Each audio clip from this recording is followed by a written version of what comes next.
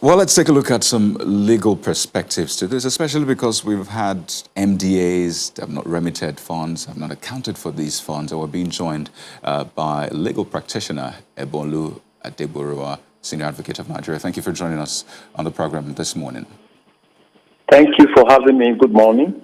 Well, I believe you've been following the conversation and seeing that we have, hundreds of MDAs not remitting funds. Even the auditing has all been conducted since 2017, so we're not exactly sure what we have right now. What does the law say in terms of maybe punishment or ramifications for such acts? Well, thank you.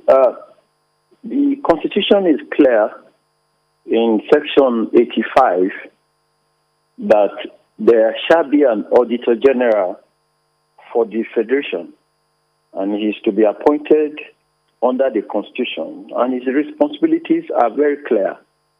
That Auditor General is to audit and report on all the accounts of all offices and courts of the Federation, and after that audit and report, he will then submit his report to the National Assembly.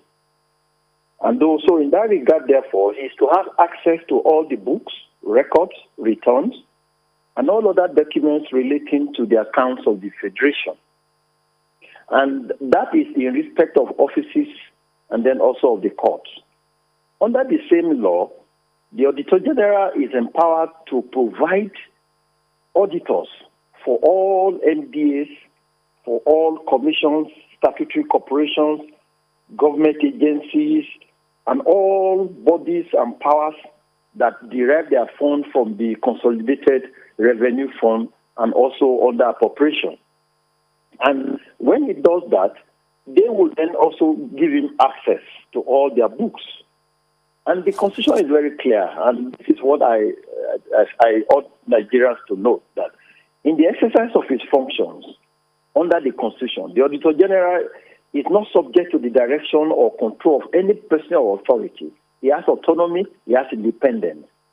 So if the National Assembly is making a case that the office of the Auditor General is not being funded in order to perform its constitutional responsibilities, that is a very serious infraction on the part of the executive that should warrant sufficient sanction for all the offices that are involved in such constitutional violation.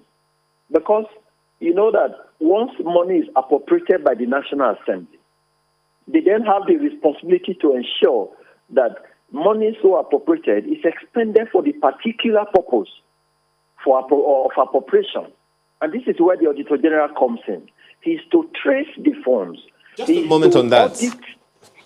Yes, just a moment on that, Mr. Adegboruwa. Just a moment on that. That which you are saying now is a major issue because, if you look at all of the analysis, some analysis that have come out as a result of the Auditor General's report of 2017, you'll find out that there have been copious and flagrant disregard of financial regulations of 2009, along with the Constitution that you talked about, and then the Public Procurement Act and so many others like that. Mr. Ben Akabo, while talking, said, what we need to do is to ensure that there are consequences. Who is to enforce these consequences? Because in that same report of the Auditor General of 2017, we find out that one of the biggest violators is the Federal Ministry of Justice. So, what do we then need to do? It's very clear. It's for the National Assembly to exercise their powers under Section 88 and also various other sections of the Constitution that allows the power of expenditure and appropriation. If you approve money by virtue of appropriation for a particular MDA, ministry, parastatal or agency, and there is allegation of lack of compliance with financial regulations or such other enactment or law, it is for the National Assembly to wield its power to ensure that until there is compliance, subsequent budgets or estimates of that same organization that's in violation is not approved. Because you cannot come to equity unless you come with clean hands. If the National Assembly approved money for 2019 and such money is not being accounted for, is not being audited, what is the basis of approving further expenditure for the same agency or ministry that's in default? So the whole blame goes to the National Assembly for not exercising its willpower. I mean, look at the NDDC, for instance. With all the challenges, with all the mind-boggling revelations that we got, where people were fainting on the floor of the National Assembly, that same National Assembly has approved another budget subsequent to those scandalous revelations for that same NDDC that does not have a board, according to the NDDC Act, for that same NDDC that's being run by only 3 individuals.